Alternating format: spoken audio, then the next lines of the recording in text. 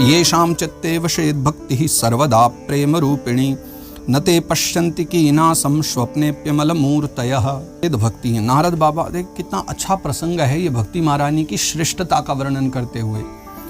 मुझे भी बड़ा आनंद आ रहा है कि देखो, स्वाभाविकता है हम लोग जब कथा करते हैं ना, तब इतना ज़्यादा विशेष रूप से भीतर जा कर के नहीं समझ पाते, नहीं जान पाते, लेकिन द्वितीय अध्याय में महात्म्य के भक्ति महारानी की कितनी अद्भुत बातें लिखी हुई हैं और भक्ति महारानी का कितना प्रभाव लिखा है। ये शाम चित्ते वशेद भक्ति, नारद बाबा कहते हैं जिसके चित्त में भक्ति निवास करती है, सर्वदा प्रेम रूपिणी, सदा सर्वदा प्रेम रूपी भक्ति निवास करती। नते पश्यन्ति कीनासं स्वप्नेप्यमल मूर्तया, वो कभी सोते हुए भी यम का दर्शन नहीं करते, यमदूतों का दर्शन नहीं करते, स्वप्न में भी उनको यमराज दिखाई नहीं पड़ते। न प्रेतो न पिशाचो वा राक्षसो वा असुरोऽपि वा भक्ति युक्त मनस्कानां स्पर्शनेन प्रभुर्भवेत्। अब देखिए, हमारे समाज में भूत भी हैं, प्रेत भी हैं, पिशाच भी हैं। कोई ये कहे नहीं होते तो भैया ये गलत बात है। असुर भी होते हैं, राक्षस भी होते हैं, पिशाच भी होते हैं, सब योनियाँ और विविध योनियों में सब यहाँ पर अपना अपना जो जीव धारण करके व्यक्ति आते हैं, सब अपने अपने अनुरूप जीवन जीते हैं। तो ये तो एक भगवान की बनाई परंपरा है। लेकिन जो भक्ति युक्त है, जिसके हृदय में भक्ति निवास करती है, उसको तो ये छू भी नहीं पाते। न प्रेतो न पिशाचो राक्षसो असुरोऽपि वा, ये चारों जो नाम लिए हैं, ये सभी जो हैं भक्ति युक्त पुरुष का स्पर्श भी नहीं कर सकते। ये भगवान की ऐसी कृपा है। न तपोभिर्न वेदैश्च न ज्ञानेनापि कर्मणा हरिर्हि साध्यते भक्त्या प्रमाणम तत्र गोपिका। न तप के द्वारा, न वेदों के द्वारा, न ज्ञान के द्वारा, किसी के द्वारा भगवत प्राप्ति संभव नहीं है। वेदों के द्वारा और ज्ञान के द्वारा भगवान को जाना जा सकता है। ज्ञान, वेद, ये सब साधन हैं भगवान को जानने के, लेकिन भगवत प्राप्ति का जो साधन है वो भक्ति है। मार्ग जो है वो भक्ति है। हरिर्हि साध्यते भक्त्या प्रमाणम तत्र गोपिका। हरि जो प्रसन्न होते हैं, हरि साध्यते अर्थात भगवान को अगर वश में किया जा सकता है ना, वो सिर्फ प्रेम के वशीभूत, भगवान प्रेम के वशीभूत हो सकते हैं, भक्ति के वशीभूत हो सकते हैं। ये गोपिकाओं का एक प्रमाण दिया। गोपिकाएं जो विशेष ज्ञानी नहीं लेकिन विशेष भक्त हैं, विशेष प्रेम भाव उनके हृदय में है, ऐसी भक्ति महारानी की महिमा है। नृणाम जन्म सहस्रेण भक्तौ प्रीतिर्हि जायते कलौ भक्तिर्भक्त्या कृष्णः पुरस्थितः। हमारे जब हजारों जन्म बीतते हैं तब कहीं जीवन में ऐसा सौभाग्य आता है कि हमारे हृदय में भक्ति की जागृति हो जाए। ये बनाने से नहीं बन सकता, ये दो ही प्रकार से संभव है। या तो जन्मजात पूर्व कर्म के कोई संस्कार हो तो जन्म से ही व्यक्ति के हृदय में भक्ति हो, या दूसरा उपाय हो सकता है सत्संग, संतों की शरणागति में बैठने से, हरि चरित्रों को सुनते रहने से भगवत भक्ति का प्रागट्य हो जाए हृदय में। एक ही उपाय है। तो हजारों जन्मों के कोई समय बीतता है तब कहीं हृदय में भक्ति की उत्पत्ति होती है। कलौ भक्ति ही, और कली काल में सिर्फ भक्ति की ही श्रेष्ठता है, भक्ति की ही श्रेष्ठता है। कृष्ण भक्त्या कृष्ण पुरस्थितः, और भक्ति से साक्षात श्री कृष्ण भी सम्मुख प्रकट हो जाते हैं, अथवा भक्त श्री कृष्ण के स्थान में चला जाता है। ये भक्ति की ही महिमा है। भक्ति द्रोह कराये च ते सीदंति जगत्रये दुर्वासा दुःखमापन्नः पुरा भक्त विनिंदकः। भक्ति द्रोह कराये च, और जो भक्ति से द्रोह करने वाले अथवा भक्ति जिनके हृदय में है, ऐसे भक्तों से जो द्रोह करने वाले, ते सीदंति जगत्रये, वो तो तीनों के तीनों जो जगत लोक हैं, त्रैलोक्य हैं, त्रैलोक्य में जो दुख ही पाते हैं। दुर्वासा दुःखमापन्न, और उदाहरण भी दिया है कि जैसे दुर्वासा मुनि ने कितना दुख पाया जब भक्तराज अम्बरीश जी को दुखी किया, तो पूरा भक्त विनिंदक, पूर्व में उन्होंने बड़ा दुख पाया था दुर्वासा जी ने। इसलिए स्वयं के हृदय में अगर भक्ति प्रकट न हो पाए, स्वयं भक्ति न कर पाए तो कोई बात नहीं, लेकिन जो लोग भक्ति मार्ग में लगे हैं उनका अपमान कभी मत कीजिए, सदा सम्मान कीजिए। अलम व्रतैरलम तीर्थैरलम योगैरलम मखैः अलम ज्ञान कथालापैर्भक्तिरेकैव मुक्तिदा। और अंत में क्या कहें, इतना सब कुछ बताने के बाद नारद बाबा फिर ये निर्णय ही कर देते हैं, अलम व्रतै अलम तीर्थे, अर्थात अरे बस करो, बहुत हो गया। कितना व्रत करोगे, कितना तीर्थ करोगे, कितना योग करोगे, कितने यज्ञ करोगे, कि कितना ज्ञान प्राप्त करोगे, कुछ करने की भी आवश्यकता नहीं है। भक्ति रे कई व मुक्तिदा, कलिकाल में मात्र भक्ति का आश्रय ले लो, भक्ति महारानी का भी आश्रय पर्याप्त है। सूत उवाच इति नारद निर्णीतं स्वमाहात्म्यं निशम्य सा सर्वांग पुष्टि संयुक्ता नारदं वाक्यमब्रवीत्। इति नारद निर्णीतं स्वमाहात्म्यं निशम्य सा। तो इस प्रकार नारद जी के बतलाए हुए महात्म्य को सुन करके स्वमाहात्म्यम निशम्य सा, भक्ति महारानी ने अपने महात्म्य को जाना। सर्वांग पुष्टि संयुक्ता नारदम वाक्यम अब्रवीत। तो नारद जी के वाक्यों को सुन करके भक्ति महारानी के जो सर्वांग हैं वो पुष्टि संयुक्ता, वो सभी पुष्ट होने लग गए। ये कुछ वैसी बात हो गई कि जामवंत के वचन सुहाए सुनी हनुमंत हृदय अति भाए। जैसे हनुमान जी महाराज स्वयं की शक्ति को विस्मृत कर गए थे ना, अपनी शक्ति को भूल गए थे। भक्ति महारानी भी स्वयं भूली हुई थी कि मेरा प्रभाव क्या है। तो मानो नारद जी ने उनको उनका प्रभाव याद दिला दिया कि आप तो भगवान की सबसे ज़्यादा प्रिय हो, प्राणों से ज़्यादा प्रिय हो।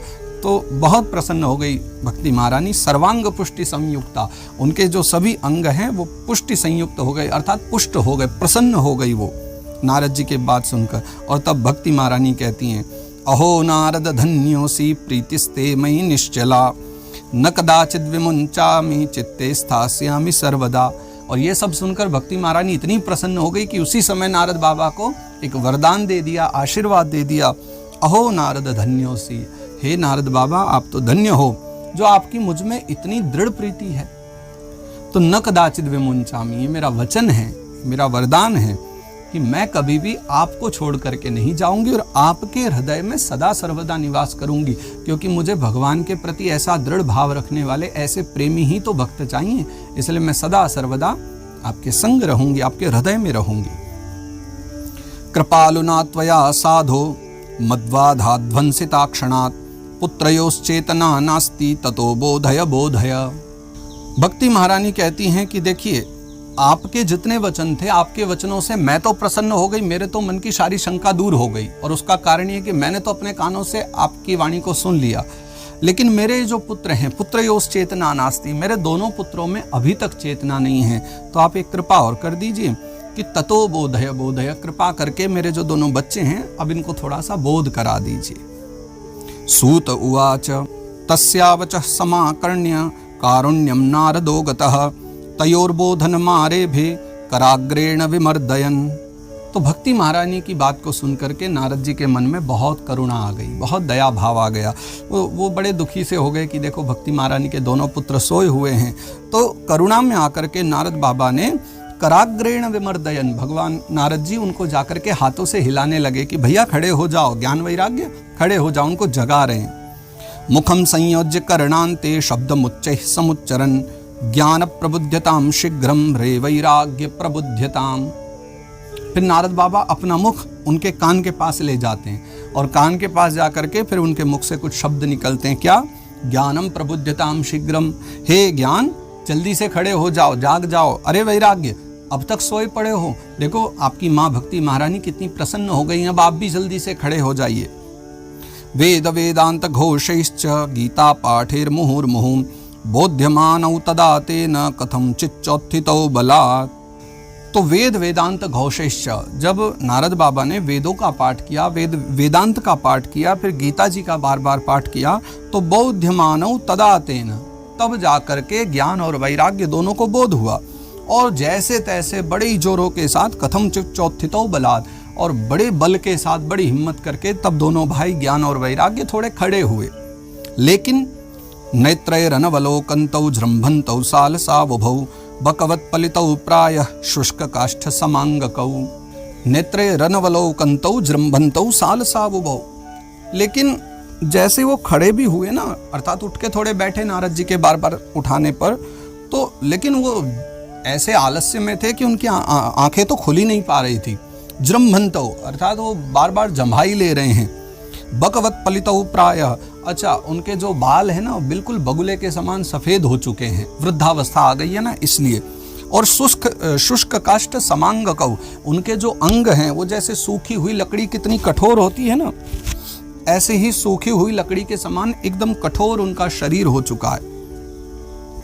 क्षुत्क्षामौ तौ निरीक्ष्यैव पुनः स्वाप परायणौ ऋषिश्चिंता परो जातः किम विधेयं मयेति च। क्षुत्क्षामौ तौ निरीक्ष्यैव, लेकिन इतना सब करने के बाद भी जब ज्ञान वैराग्य नहीं जग रहे, अर्थात उठे सब वेद पाठ आदि सुन करके, लेकिन न तो आंखें खोली और दशा इतनी बुरी हो रही है कि बाल सफेद पड़ गए, अंग काष्ठ की भांति हो गए, और जैसे मंत्र आदि बंद हुए नारद जी को तो फिर वैसे के वैसे ढेर हो गए, फिर लेट गए दोनों। तो उनको ऐसी स्थिति में देख करके नारद बाबा को अब चिंता होने लगी। नारद जी विचार करने लगे, ऋषिश्च चिंता परो जातः। नारद जी चिंता कर रहे हैं कि किम विधेयम मयेति च, कि अब मुझे क्या विधान करना चाहिए, मुझे ऐसा क्या करना चाहिए ताकि ये दोनों भाई खड़े हो जाएं। अहो निद्रा कथम याति वृद्धत्वं च महत्तरम चिंतयन्निति गोविंदम स्मारयामास भार्गव। सबसे बड़ी चिंता तो नारद जी को यह है कि इनकी निद्रा कैसे टूटे, पर उससे भी बड़ी चिंता क्या है, वृद्धत्वं च महत्तरम, इनकी वृद्धावस्था दूर कैसे हो, ये उससे भी बड़ी समस्या है। क्योंकि एक बार को निद्रा तो भले इनकी टूट जाए, थके हारे हैं अभी, फिर हम जगा देंगे मंत्र आदि से, लेकिन इनकी वृद्धावस्था कैसे दूर होगी। चिंतयन्निति गोविंदम स्मारयामास भार्गव। और ऐसा मन में विचार करते करते फिर भगवान गोविंद का, भगवान नारायण का नारद बाबा स्मरण करने लग गए। व्योमवाणी तदैवा भून्मार्षिः खिद्यतामिति उद्यमः सफलस्तेयं भविष्यति न संशयः। और जैसे नारद बाबा ने भगवान का स्मरण किया तो भगवान का स्मरण करते ही भगवान की सहायता मिल गई। व्योमवाणी तदैवा भून, व्योम कहते हैं आकाश को, व्योमवाणी यानी आकाशवाणी हुई। क्या हुई आकाशवाणी, कि मार्षे खिद्यतामिति, कि हे नारद बाबा आप खेद मत करो, आप चिंता न करो। उद्यमः सफलस्तेयं भविष्यति न संशयः, आप जो उद्यम कर रहे हो ना वो सफल हो जाएगा, इसमें कोई संशय नहीं है। अर्थात जब से नारद बाबा स्वयं लगे हुए थे, लेकिन जब स्वयं न विजयी हो पाए, जो करना चाहते थे उसमें सफल न हो पाए, तब भगवान को याद किया। और भगवान को याद करते ही आकाशवाणी हो गई कि आप जो कर रहे हो ना वो उद्यम आपका जरूर सफल होगा, आप उद्यम करते रहिए। एतदर्थं तु सत्कर्म सुरर्षे त्वं समाचर तत्ते कर्माभिदास्यन्ति साधवः साधु भूषणा। अब नारद बाबा ये विचार करने लग गए कि भगवान मैं तो जब से लग ही रहा हूँ परिश्रम में, मुझे तो ये बताइए कि मैं करूँ क्या, ऐसा कौन सा उद्यम करूं जिससे ज्ञान वैराग्य जागृत हो जाएं। और जब मन में ऐसी उन्होंने प्रार्थना करी, भगवान से आकाशवाणी से प्रार्थना करी, तो भगवान फिर आगे कहने लगे, चला तो इनके लिए, इस कार्य के लिए अब आपको एक सत्कर्म करना चाहिए। लेकिन वो सत्कर्म क्या होगा, नारद जी पूछते हैं आप ही तो बताइए कि वो सत्कर्म क्या है। तो आकाशवाणी ने क्या कहा, तत्ते कर्माभिदास्यन्ति साधव साधु भूषणः। कोई विशेष जो महात्मा जन हैं, जो सभी साधुओं में साधु कुल भूषण कहे जाएं, अर्थात एक दिव्य महात्मा जन हो, वही बस आपको ये बता सकते हैं कि आपको क्या करना चाहिए, कौन सा सत्कर्म करना चाहिए। तो जाकर के साधुओं से पूछो। सत्कर्मणि कृते तस्मिन् सनिद्रावृद्धतानयोः गमिष्यन्ति क्षणाद् भक्तिः सर्वतः प्रसरिष्यति। सत्कर्मणि कृते तस्मिन्, तो जैसे ही आप वो सत्कर्म करोगे, उसको करते ही सनिद्रावृद्धतानयोः, ये जो दोनों ज्ञान और वैराग्य हैं, इनकी निद्रा भी चली जाएगी और वृद्धावस्था भी चली जाएगी, ये युवा हो जाएंगे। गमिष्यति क्षणात् भक्ति, और ज्यादा समय नहीं लगेगा, वो कर्म होते ही क्षण भर में ही इन जैसा हमने बताया निद्रा भी चली जाएगी, वृद्धावस्था भी, और भक्ति ही सर्वतः प्रसरिष्यति। साथ ही साथ ये भी होगा कि भक्ति महारानी का भी खूब खूब प्रचार होगा, भक्ति महारानी भी पुष्ट हो जाएंगे एकदम। तो आप ये कीजिए। इत्याकाशवच स्पष्टं तत्सर्वैरपि विश्रुतं नारदो विस्मयं लेभे नेदं ज्ञातमिति ब्रुवन्। तो इत्याकाशवच स्पष्टम, जैसे ही आकाशवाणी का एकदम स्पष्ट वचन हुआ ना, तो तत्सर्वैरपि विश्रुतम, ऐसा नहीं कि सिर्फ नारद जी के लिए, जितने भी वहां आसपास लोग थे सबने सुना उस वाणी को, आकाशवाणी को।